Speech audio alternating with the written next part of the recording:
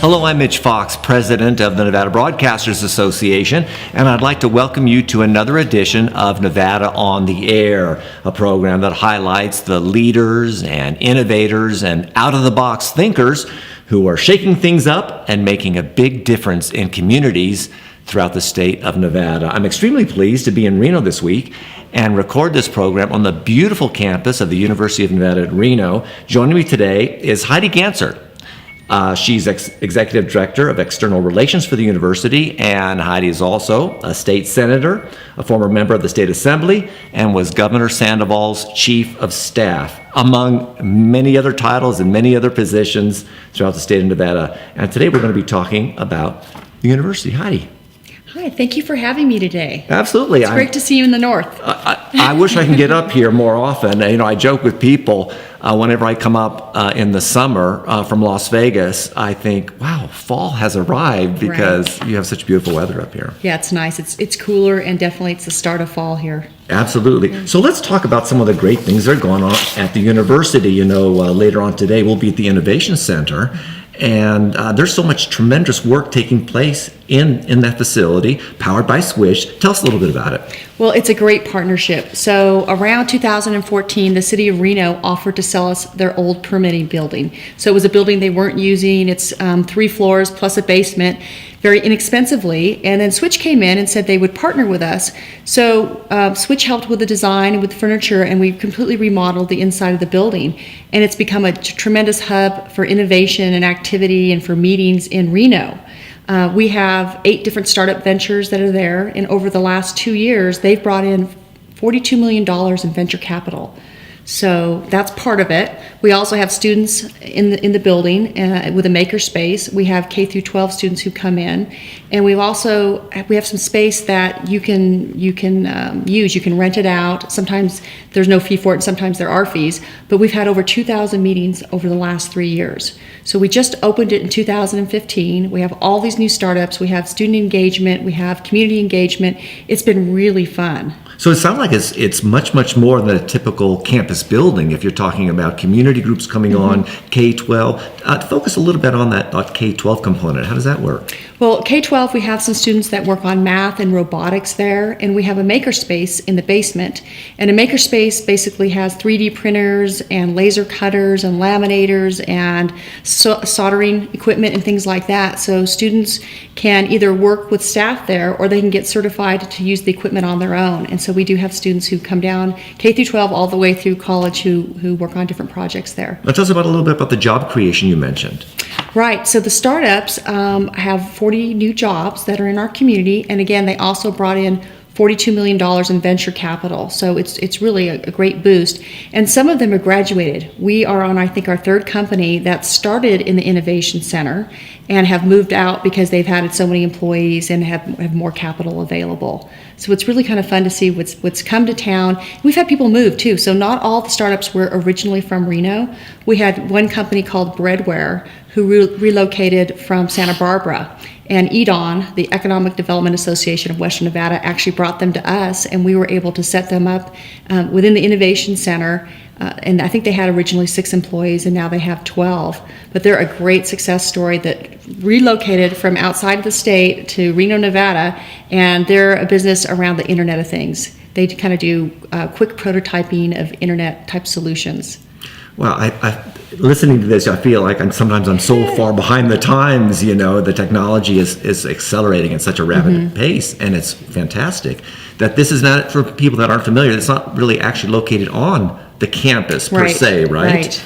Yeah, so when the university did their master plan in 2014, we worked with the city of Reno and with the RTC, and they really wanted us to move towards downtown. So there were really 2 initiatives. One was the Innovation Center, which is right at the edge of downtown and midtown, and then also we have a gateway project where we're trying to move this main campus further south. And so that's part of the reason the city offered us the building. And what's happened is the kind of reinvigoration of Midtown and downtown has been happening over years, but I think that this building really served as a catalyst to accelerate what's happening down there and to really change what's happening down there. Again, because we've got businesses, we've got students, and a lot more activity.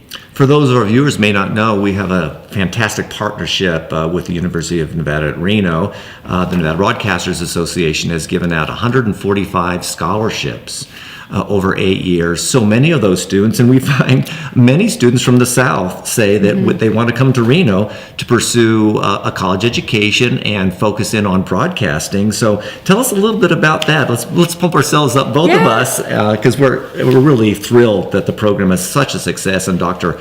Al Stavitsky is really leading up that program, and it's a great partnership. Yeah, we're very grateful for that partnership, and we have many students, many journalism students across the state that were educated here on our campus, and so we're proud of that fact, and getting that type of support really helps bolster the students' ability to be here and to really dedicate the time to become journalists.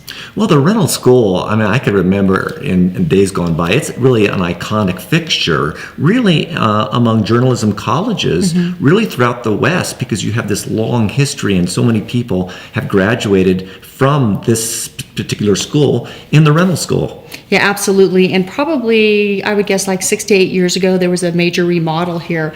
So what's so nice for the students is that the infrastructure that we have, so the sound rooms and the newsrooms and the things that we have here really help, because now journalism really is across the spectrum. So you've got you're written your newspapers, but you've got the social media, you've got so much video now, and so our school has all the capabilities needed. Let's talk about the internship program, some of the fantastic, amazing statistics you've given me. 1,880 internships in 1 year alone, Right. 2017. Tell us about that. Right. So we have about 22,000 students on campus, and over 2017, the year 2017, 1,880 received internships.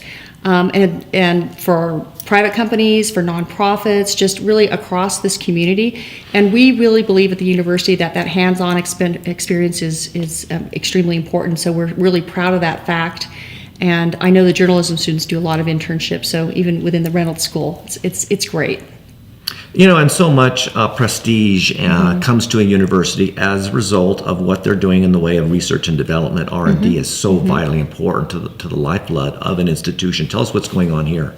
Well, the university has an initiative to become an R1, or a very high research institute, and right now we're R2 as far as a Carnegie ranking. And so there's a strong initiative to hire new faculty members and to do more research here. And right now we have about $106 million a year in research and development expenditures, which is a significant number. If you were to look at the pie chart, for the state of Nevada, it's well over half of all the research in the state. So we're pleased with the number that we have, but we're trying to move that probably closer to $170 to $180 million. And that takes investment in infrastructure and investment in faculty. And this institution's really reinvested dollars that have come in to make sure that we're doing that. One last question, and that is, you got your strategic plan in place. What does it look like for 2019 and 2020? Some lofty goals on the horizon? Sure. We're hiring more faculty members, and earlier I mentioned the Gateway. So the university has acquired property just south of campus that abuts I-80, and if you're in Reno, just south of I-80 is downtown. So we're trying to move campus from 9th Street, one block up, to down to I-80 to be closer to downtown, and again to serve as a catalyst for redevelopment in that area. So we're excited to be able to move down. It's taken some time. We also have a partnership with the Regional Transportation Commission, the RTC, to bring transit up. Many students now don't want to bring cars or don't have cars, so we're trying to make sure that our students can be on campus and still have the ability to go up and to go to Midtown and to go out to the Summit and to go to some other places in Reno easily and safely. And so we're really happy that RTC has partnered with us as well. Great. Well, Heidi, thank you so much for joining us. Thank you. Pleasure to be here. I'm so glad you're in town. I am too. And I want to thank you for joining us. We'll see you next time. Bye-bye.